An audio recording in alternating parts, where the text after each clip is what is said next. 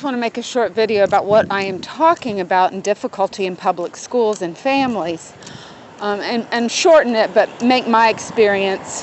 Here, I'm going to walk over here where it's not so noisy. I liked riding horses. I loved horses. I wanted to be a horse trainer. That was not possible. I did get some horse experience. I liked water skiing. I was a good swimmer. I played soccer.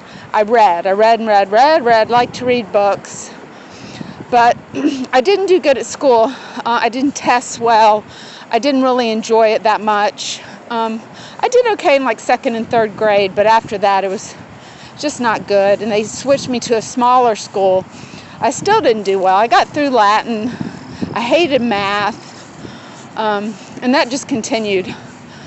So I did graduate. I think they kind of just pushed me through. And I got into VCU, where I was introduced into the arts. And things just clicked. I found something I enjoyed. I had a terrible eating disorder, and I was treated like a criminal, like I was a bad person for having that. Finally, they put me in the hospital. But still, it was a character flaw to have that issue. Oh, I would steal food. It was a true addiction, addiction. But I did start loving the arts. And eventually, I had a child, and I got over my eating disorder, and I started loving my child. And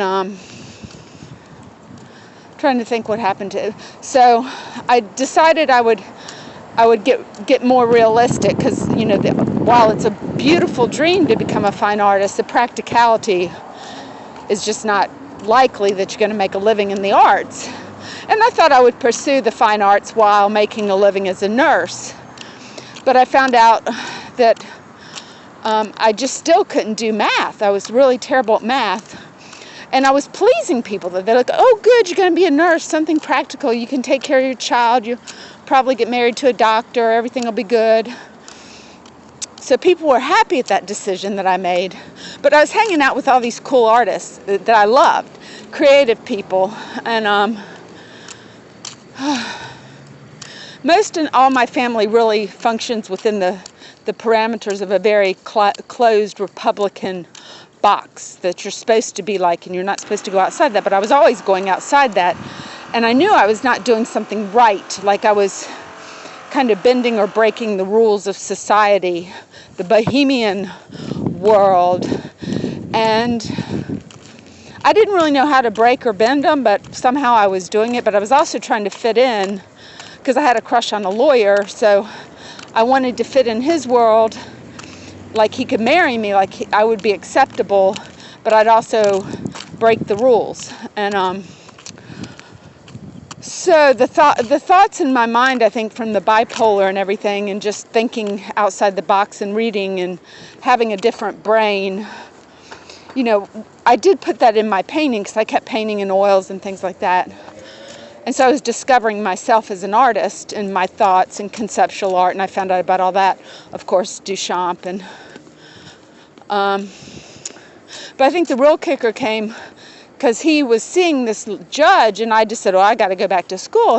He'll never have any interest in my brain, as a nurse. And so I went to be a scientific illustrator, and I took zoology. I took some hard classes with doctors, so I thought I was pretty smart. My self-esteem had gone up, and but I couldn't do math, and I found out I had dyscalculia. I couldn't do math. So I dropped out and got married, and my parents, that was great. And my dad was really upset at first. And I guess he never really liked it that much, but it seemed comfortable and safe to have a family.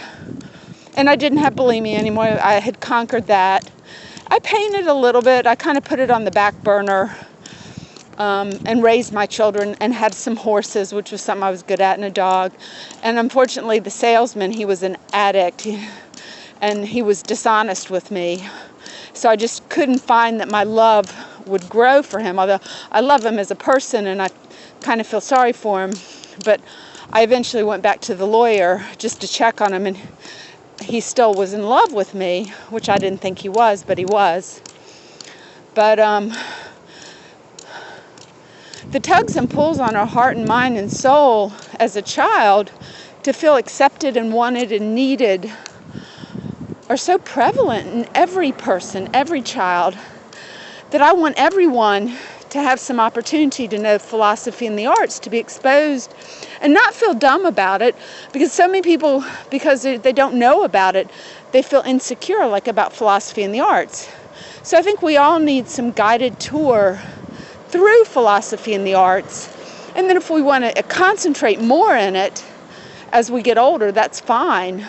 But just, when they just push STEM, I'm like, you're not going anywhere. We're going to have the deterioration of the infrastructure of our entire country if we don't have some philosophy and arts to blossom and beautify our country and our world. We have the structure of education. We've got it laid out. We have all the schools. We have the universities. But we're not pushing the children to learn, I want to say agrarian, agriculture, things like that. That's important, that we put healthy foods in our bodies. And that's ethics. That's a part of ethics that we have to teach our children.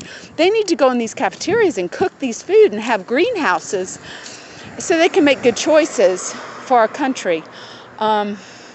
Taxation is important, but that's not all we focus on. We focus on, if we make good philosophical choices and understand aesthetics and arts, people in STEM are going to blossom too.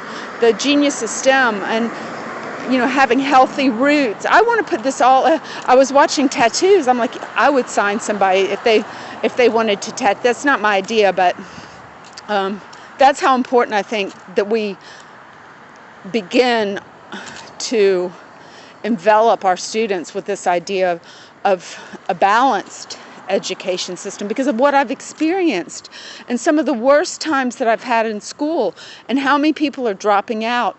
And even the ones that do well, ask them, would you think you would do better if we concentrated all of our, empirical senses, our a priori, and understand what we're talking about? Synthetic a priori. Come in, tell us some surrealism. Tell us your dream. Let's learn about that. That's fascinating. You could have study groups, maybe this isn't your entrance. Well, let's go over here. I don't want children coming in anymore not enjoying school. This is their school. This is not the government telling us what to do. This is a teacher working with the parents and the students on lesson plans and making sure these kids learn something while they're there. I want all the kids to be present and having a good time and getting something out of school. Thank you.